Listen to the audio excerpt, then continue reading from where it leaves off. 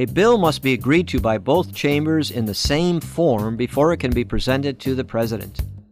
Notably, the U.S. Constitution requires that any bill with revenue provisions must be a House bill. With this exception, it does not matter if a bill is passed first by the Senate or if it is passed first by the House. Once one chamber passes a bill, it is engrossed, that is, prepared in official form, and then sent or messaged to the other chamber. In a majority of cases, the second chamber simply agrees to the exact text passed by the first chamber, in which case the Congress has then completed action on the bill.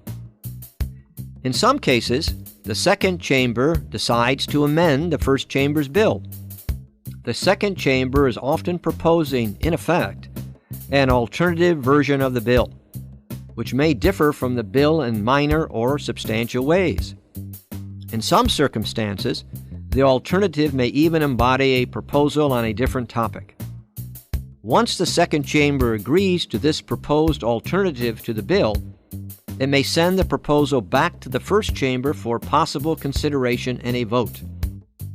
The receiving chamber may also respond with a counterproposal, and so on. This back and forth trading of proposals by the House and Senate is called amendment exchange, or sometimes simply ping pong.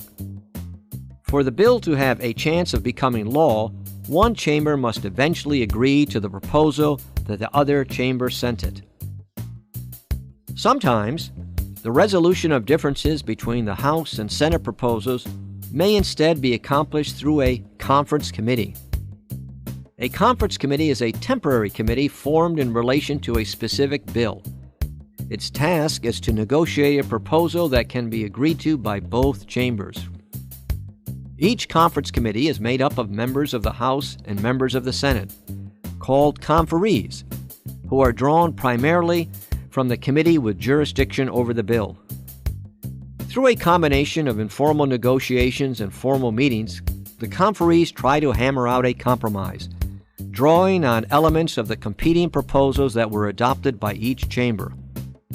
If a proposal can garner the support of the majority of the House conferees, and also separately a majority of the Senate conferees, then the negotiated proposal is embodied in a conference report.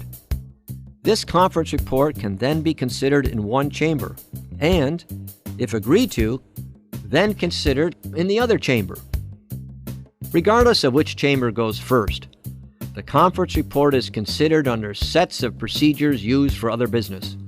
For example, note that reaching a vote on a conference report in the Senate may require a cloture process.